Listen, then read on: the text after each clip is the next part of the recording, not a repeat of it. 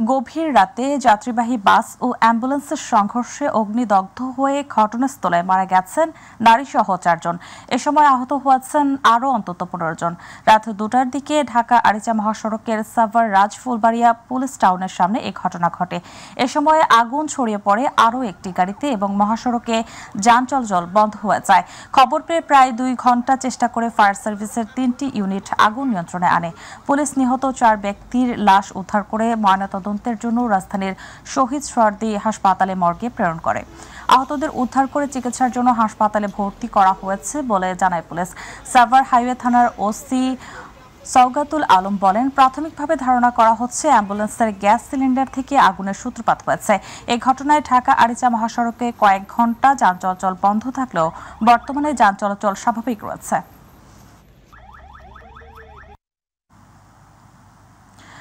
যুক্তরাজ্যের the London clinic হাসপাতালে খালেদা জিয়াকে ভর্তি করা হয়েছে। সেখানে অধ্যাপক ও বিশেষজ্ঞ চিকিৎসক প্যাট্রিক কেনেডির তত্ত্বাবধানে তার চিকিৎসা শুরু হয়েছে। খালেদা জিয়ার ব্যক্তিগত চিকিৎসক ও বিএনপির স্থায়ী কমিটির সদস্য এজেডএম জাহিদ হোসেন এ তথ্য জানিয়েছেন। এর আগে হিথ্রো বিমানবন্দরে খালেদা জিয়াকে স্বাগত জানান ছেলে তারেক রহমান। এ সময় সেখানে এক আবেগঘন পরিবেশ সৃষ্টি হয়। আতিকুর রহমান তিতাসের রিপোর্ট। বিএনপি চেয়ারপারসন খালেদা জিয়াকে লন্ডন ক্লিনিকে ভর্তি করা হয়েছে। সেখানে অধ্যাপক প্যাট্রিক কেনেডির অধীনে চিকিৎসা চলবে সাবেক প্রধানমন্ত্রীর। রাতে বিএনপি চেয়ারপারসনের ব্যক্তিগত চিকিৎসক অধ্যাপক ডক্টর এজেডএম জাহিদ হোসেন লন্ডনে সাংবাদিকদের তথ্য জানান। চিকিৎসকদের পরামর্শ অনুযায়ী বেগম খালেদা জিয়ার চিকিৎসা চলবে বলেও জানান তিনি।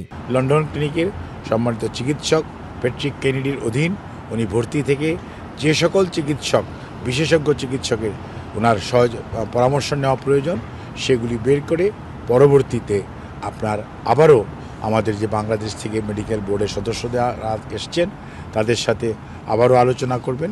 পরবর্তীতে আপনার ওনার চিকিৎসা ওই লাইনেই শুরু হবে এবং অলরেডি শুরু হয়েছে। বুধবার বাংলাদেশ সময় বেলা 3টার দিকে খালেদা জিয়াকে বহনকারী কাতারের আমিরের পাঠানো এয়ার অ্যাম্বুলেন্সটি হিথ্রো বিমানবন্দরে অবতরণ করে। বিমানবন্দরে দলটির ভারপ্রাপ্ত চেয়ারম্যান ও খালেদা জিয়ার ছেলে তারেক রহমান, পুত্রবধূ ডাক্তার জোবাইদুর রহমান তাকে স্বাগত জানান।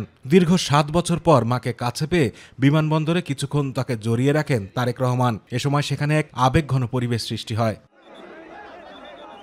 লন্ডনের স্থানীয় সময় বুধবার সকাল 10:15 তারেক রহমান মাকে নিয়ে লন্ডন ক্লিনিকের উদ্দেশ্যে রওনা হন। বেলা 11টা নাগাদ হাসপাতাল পৌঁছান তারা। খালেদা জিয়া দীর্ঘ ভ্রমণ করে আসার পরও বিমানবন্দর থেকে অ্যাম্বুলেন্সে না উঠে ছেলে তারেক রহমানের গাড়িতে করেই হাসপাতালে পৌঁছান। 7.5 বছর আগে যুক্তরাজ্যে চিকিৎসা নিতে গিয়েছিলেন খালেদা জিয়া। সেবার চোখ ও পায়ের চিকিৎসা নিয়েছিলেন। লিভার সিরোসিস, হৃদরোগ, ফুসফুস, আর্থ্রাইটিস, কিডনি ডায়াবেটিস সহ নানা জটিলতায় ভুগছেন সাবেক প্রধানমন্ত্রী বেগম খালেদা জিয়া। আতিকুর রহমান তিতাস, মাই টিভি। মানবতা বিরোধী অপরাধের মামলায় জামাত নেতা এটিএম আজহারুল ইসলামের মৃত্যুদণ্ডাদেশের রায়ের বিরুদ্ধে রিভিউ আবেদনের শুনানির জন্য আগামী 23 জানুয়ারি দিন ধার্য করেছেন আপিল বিভাগ। সকালে প্রধান বিচারপতি ডক্টর সৈয়দ রিফাত আহমেদের নেতৃত্বে 5 বিচারপতির আপিল বেঞ্চ এই আদেশ দেন। 2019 সালে 23 অক্টোবর মানবতা বিরোধী অপরাধের মামলায় জামাত নেতা এটিএম আজহারুল ইসলামের মৃত্যুদণ্ডের রায়ে বহাল রাখেন আপিল বিভাগ। সেই সময়কার প্রধান বিচারপতি সৈয়দ মাহমুদ হোসেনের নেতৃত্বাধীন আপিল বিভাগ এই রায় দেন। পরে এই রায়ের বিরুদ্ধে রিভিউ আবেদন করেন জামাত নেতা আজহারুল ইসলাম। 2014 সালের 30 ডিসেম্বর আজহারকে মৃত্যুদণ্ডাদেশ দেন আন্তর্জাতিক অপরাধ ট্রাইব্যুনাল। দেশের রাষ্ট্রীয় পদমর্যাদার ক্রম ঠিক করতে আপিল বিভাগে দ্রুত রিভিউ শুনানির আবেদন করেছে বিচারকদের সংগঠন জুডিশিয়াল সার্ভিস অ্যাসোসিয়েশন। সকালে প্রধান বিচারপতির নেতৃত্বাধীন 5 সদস্যের আপিল বিভাগে আইনজীবী ব্যারিস্টার নিহাত কবির এই আবেদন করেন। এ সময় তিনি আপিল বিভাগকে বলেন, এটি দ্রুত শুনানি হওয়া উচিত, কারণ রাষ্ট্রীয় পদমর্যাদা ক্রমের এটি ঠিক করা মতো হয় না। পরে প্রধান বিচারপতি রাষ্ট্রীয় পদমর্যাদাক্রমের এই মামলা শুনানি করতে 16 জানুয়ারি আইটেম 10-এ রাখতে বলেন। এর আগে 2015 সালে 11 জানুয়ারি রাষ্ট্রীয় পদমর্যাদাক্রম ঠিক করে রায় দেন আপিল বিভাগ, যার পূর্ণাঙ্গ রায় প্রকাশ হয় 2016 সালের 10 নভেম্বর। রায়ে বলা হয়, রাষ্ট্রীয় পদমর্যাদাক্রম কেবল রাষ্ট্রীয় আচার অনুষ্ঠানের ক্ষেত্রে ব্যবহার করা হবে। নীতি নির্ধারণী ক্ষেত্র বা অন্য কোনো কার্যক্রমে যেন এর ব্যবহার করা না হয়।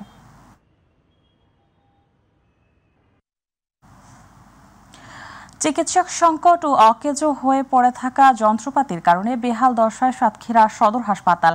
আধুনিক যন্ত্রপাতিগুলো মেরামতের অভাবে সুযোগ থেকে বঞ্চিত হচ্ছে সাধারণ মানুষ। নিম্নমানের খাদ্য সরবরাহ ও অপরিচ্ছন্নতার অভিযোগ থাকলেও কার্যকর পদক্ষেপ নেই কর্তৃপক্ষের। সাতক্ষীরা প্রতিনিধি ফয়জুর রহমান বাবুর রিপোর্ট, জানাচ্ছেন ইলিয়াস কমল। সাতক্ষীরার মানুষের স্বাস্থ্যসেবার একমাত্র অবলম্বন সদর হাসপাতালটিতে ২৭টি পদের বিপরীতে ডাক্তার রয়েছে মাত্র ১৫ জন। হাসপাতালটিতে সার্জারি, মেডিসিন ও গাইনির মতো গুরুত্বপূর্ণ ডিপার্টমেন্টে নেই কোনো কনসালটেন্ট, নেই কোনো অ্যানাস্থেশিয়া ডাক্তারও। ফলে ইনডোর ও আউটডোরে প্রতিনিয়ত ভোগান্তির শিকার হচ্ছেন চিকিৎসা নিতে আসা রোগী ও তাদের স্বজনরা। কালকে বৈকালে ভর্তি করলাম, ভর্তি করার পরে এখনো অবধি কোনো ডাক্তার নাই। চেম্বারে রুগী দেখার জন্য পরপর এই 2 দিন আমরা ফিরে যাচ্ছি। যে গাইনি ডাক্তারগুলো আছে তারা নিয়মিত চেম্বারে আসে না, কিন্তু বাইরে গেলে তাদেরকে পাওয়া যায়। নিয়মিত আসে না, ফোন দেওয়ার পরে আসে, তা বাদ বাকি আপনারা নার্স আছে ওরাই চিকিৎসা করে। হাসপাতালটিতে আধুনিক সকল যন্ত্রপাতি থাকলেও দীর্ঘদিন অকেজো হয়ে পড়ে আছে সিটি স্ক্যান মেশিন। ফলে কাঙ্ক্ষিত সেবা থেকে বঞ্চিত রোগীরা। বাইরে থেকে এক্সরে করে এনে এখানে আমরা ট্রিটমেন্ট করাচ্ছি, কিন্তু সেভাবে আমাদের ট্রিটমেন্টও দিচ্ছে না। আমরা চাই এখানে সুষ্ঠুভাবে চিকিৎসা হোক। সাতক্ষীরা সদরে যেভাবে রোগীদের চাহিদা সেভাবে চিকিৎসা করাতে পারছেন না। ইসিজি, আল্ট্রাসাউন্ড এগুলো সব সেবা ভালোভাবেই চালু আছে, শুধুমাত্র সিটি স্ক্যান সেবাটা চালু নেই। নিম্নমানের খাদ্য সরবরাহ ও অপরিচ্ছন্ন পরিবেশ নিয়েও রয়েছে বিস্তর অভিযোগ। বাথরুম দুর্গন্ধ, এত কোনো মানুষজন জাতি পাইতেছ না। হাসপাতালে তো যা ভাত তরকারি দেয় তা খাওয়া যায় না, যা খাই দেয় এ খাই এ আরো অসুস্থ হয়ে যাচ্ছে।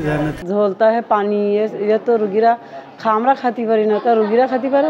ডাউল রান্না, তো ডাউলের ঝোল মানে পাতলার পানি এক সাইডে আর নিচে ডাউল আর এক সাইডে। ডাক্তার স্বল্পতার কথা স্বীকার করেই সিভিল সার্জন জানালেন ঊর্ধ্বতন কর্তৃপক্ষের কাছে বারবার চাহিদাপত্র দিয়েও সমাধান হয়নি। এই মুহূর্তে যদি আমরা একজন মেডিসিন কনসালটেন্ট এবং একজন গাইনি কনসালটেন্ট পাইতাম, তাহলে আসলে আমাদের সার্ভিস দেওয়ার আরো উন্নত সেবা আমরা দিতে পারতাম।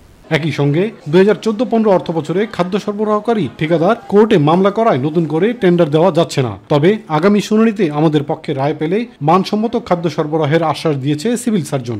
আসলে ওই কেসের কারণে আমরা এখন রোগীদেরকে ওই সেই আগের নিয়মে, পুরনো নিয়মে ১২৫ টাকার খাবার দিতে বাধ্য হচ্ছে। হাসপাতালটিতে চিকিৎসার যথোপযুক্ত পরিবেশ নিশ্চিতে দ্রুত ও কার্যকর পদক্ষেপ নেবে সরকার, এমনটাই প্রত্যাশা স্থানীয়দের। ইলিয়াস কমল, মাই টিভি। ৩ বছর ধরে গ্যারেজে অকেজো হয়ে পড়ে আছে ব্রাহ্মণবাড়িয়া জেনারেল হাসপাতালের আইসিইউ যুক্ত অর্ধ কোটি টাকা দামের অ্যাম্বুলেন্স। যে অ্যাম্বুলেন্স দিয়ে ৩ বছরে রোগী পরিবহন হয়েছে মাত্র একজন। অন্যদিকে ব্রাহ্মণবাড়িয়া জেনারেল হাসপাতালে মাত্র 2টি সরকারি অ্যাম্বুলেন্স থাকায় অধিকাংশ সময় রোগীদের বাহির থেকে ভাড়া করতে হয় অ্যাম্বুলেন্স। ফলে সুবিধাবঞ্চিত অসহায় রোগীদের পড়তে হয় চরম দুর্ভোগে। ব্রাহ্মণবাড়িয়া প্রতিনিধি আফম কাউসার ইমরানের রিপোর্ট, জানাচ্ছেন SM তানবীর। 2021 সালে করোনা মহামারীর পর বাংলাদেশ সরকারকে উপহার হিসেবে আইসিইউ সম্বলিত 109টি অ্যাম্বুলেন্স প্রদান করে ভারত সরকার। এই উপহারের একটি পায় ব্রাহ্মণবাড়িয়া 250 শয্যা বিশিষ্ট জেনারেল হাসপাতাল, যা দিয়ে 3 বছরে রোগী পরিবহন হয়েছে মাত্র একজন। অ্যাম্বুলেন্সটি অনেক ভারী হওয়ায় চালকরা সড়কে নিয়ন্ত্রণ করতে পারেন না। চলাচলের সময় লাগে দ্বিগুণ, আর সাথে আছে যান্ত্রিক সমস্যা। আমরা গাড়িটা পাওয়ার পরে গাড়িটা দিয়া ভ্যাকসিন টানছি, করোনা ভ্যাকসিন টানছি, এখন রোগী নিয়ে পরিবহন যেতে পারে না। এত ব্রাহ্মণবাড়িয়া রাস্তা চিপা, এরপর অন্য জায়গাটা ঘুরে যেতে পারে না। এটা টোল মারে, স্পিড খুব কম।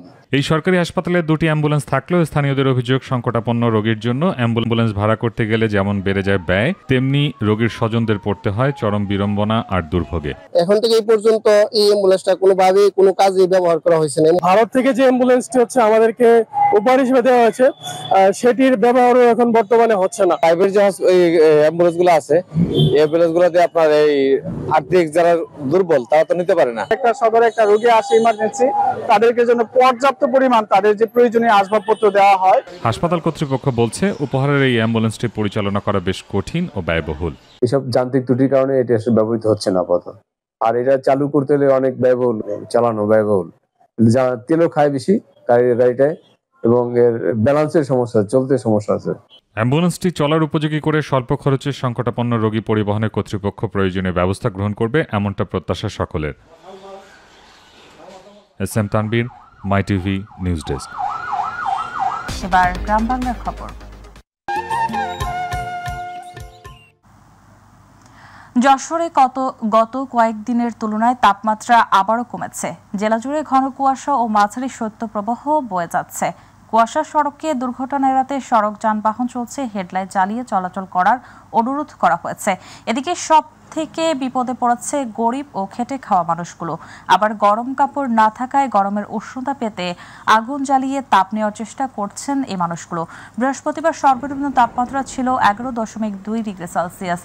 যশোর বীরশ্রেষ্ঠ মতিউর রহমান বিমান ঘাঁটির আবহাওয়া দপ্তর সূত্রে জানা গেছে, জেলায় আজ সর্বনিম্ন তাপমাত্রা রেকর্ড করা হয়েছে 11.2 ডিগ্রি সেলসিয়াস।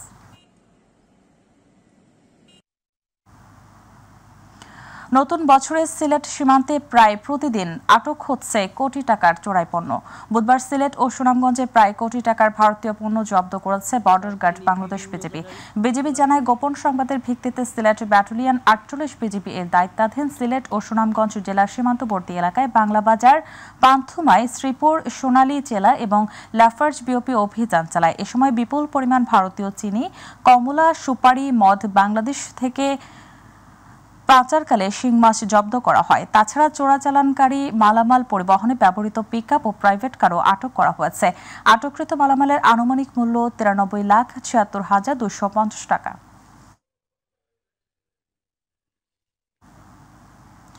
ডাকসুর সাবেক ভিপি ও গণ অধিকার পরিষদের সভাপতি নুরুল হক নুরু বলেছেন, অন্তর্বর্তী সরকার রাষ্ট্র সংস্কার করে মানবিক ও গণতান্ত্রিক প্রক্রিয়ায় নির্বাচন দিয়ে জনগণের প্রতিনিধির হাতে ক্ষমতা তুলে দেবে।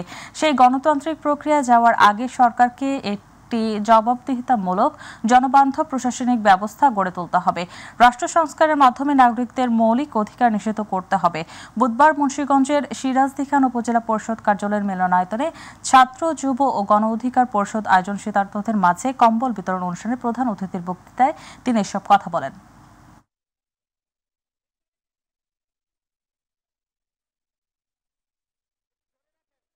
এই লড়াই সংগ্রাম আমরা করেছি একটা সহনশীল, সমৃদ্ধ, গণতান্ত্রিক বাংলাদেশ নির্মাণ করার জন্য। আপনাদের সামনে সেই সুযোগ এসেছে, সঠিক প্রার্থীকে ভোট দিয়ে আপনারা নির্বাচন করুন। জাতীয় নির্বাচনে, স্থানীয় নির্বাচনে, জাতীয় নির্বাচন নিয়ে আলোচনা হচ্ছে, একই সাথে আমি মনে করি স্থানীয় নির্বাচন নিয়ে আমাদের আলোচনা হওয়াটা দরকার।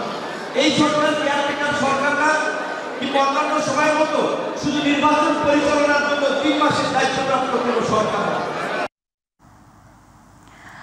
জাতীয় নাগরিক কমিটির উদ্যোগে বৈষম্য বিরোধী ছাত্র আন্দোলনের নেতৃবৃন্দকে সাথে নিয়ে রাজশাহীতে লিফলেট বিতরণ করা হয়েছে। বুধবার মহানগরীর 0 পয়েন্টে সাধারণ জনগণের মাঝে এই লিফলেট বিতরণ অনুষ্ঠানে কেন্দ্রের নেতৃবৃন্দ উপস্থিত ছিলেন।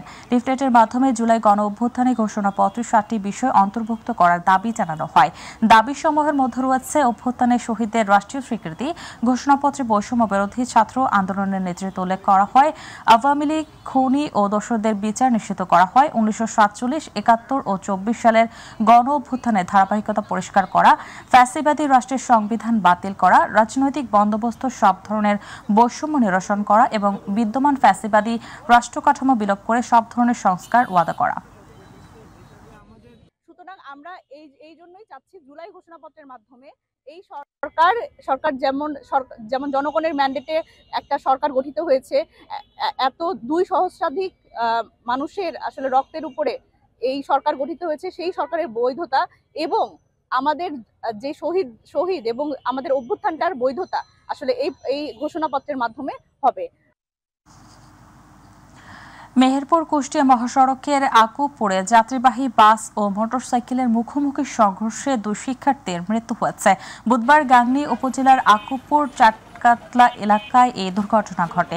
নিহতরা হলেন গাংনী উপজেলার পীরতলা গ্রামের সিয়াম ও একই গ্রামের আব্দুল্লাহ আল বাকি। দুর্ঘটনার পরপরই ঘাতক বাস চালক এবং চালকের সহকারীরা বাস ফেলে পালিয়ে যায়।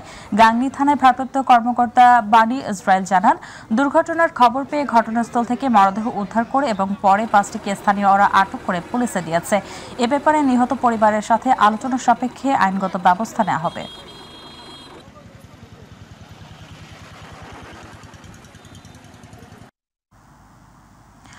বুড়ো বাংলাদেশ মৌলভীবাজার শাখার উদ্যোগে শীতার্তদের মধ্যে শীতবস্ত্র বিতরণ করা হয়েছে।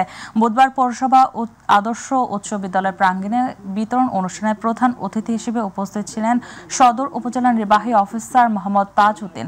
বিশেষ অতিথি হিসেবে উপস্থিত ছিলেন সিলেট আঞ্চলিক ব্যবস্থাপনা খন্দকার মিজানুর রহমান, সদর থানার অফিসার ইনচার্জ গাজী মাহবুবুর রহমান, প্রবাসী আহমেদ আলী জর, প্রধান শিক্ষক মোহাম্মদ আব্দুল আহাদ সহ অন্যান্যরা।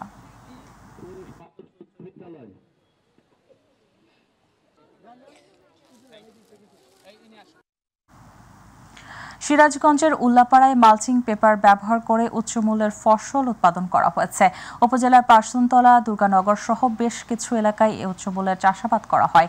প্রোগ্রামস ফর পিপলস ডেভেলপমেন্ট সংস্থার মাধ্যমে কৃষি ইউনিট প্রোগ্রামের আওতায় এই কার্যক্রম বাস্তবায়ন করা হয়।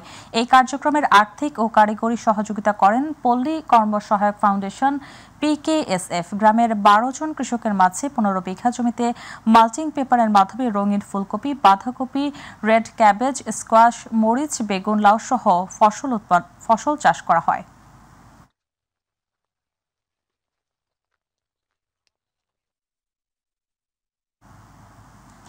শরীয়তপুর জেলার জাজিরা উপজেলার অসামাজিক গান ও মেলা বন্ধের প্রতিবাদে মানববন্ধন ও প্রতিবাদ সমাবেশ করেছে তরুণ প্রজন্ম বিভিন্ন আলেম ওলামারা। পালেচর ইউনিয়নের দড়িকান্দি বাজার মাঠে আয়োজিত মানববন্ধন ও প্রতিবাদ সমাবেশে উপস্থিত ছিলেন পালেচর ইউনিয়ন পরিষদ চেয়ারম্যান আবুল হোসেন ফরাজি। জাজিরা উপজেলার অসামাজিক কর্মকাণ্ড বন্ধের সমন্বয় কমিটির সভাপতি মুফতি মাহবুবুর রহমান জিয়া, উপজেলা খেলাফত মজলিসের সভাপতি মাওলানা নুরুল আমিন সহ সকল সচেতন আলেম সমাজ।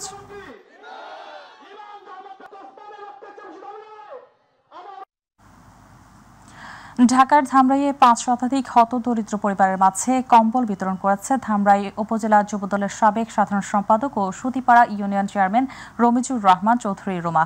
বুধবার সুতিপাড়া ইউনিয়ন পরিষদে নিজ হাতে হতদরিদ্র পরিবারের মাঝে কম্বল বিতরণ করেন। কম্বল পেয়ে খুশি হতদরিদ্র নারী পুরুষ। এ সময় উপস্থিত ছিলেন সুতিপাড়া ইউপি সদস্য মোশাররফ হোসেন, যুবদল নেতা মোতালেব সহ আরও অনেকে।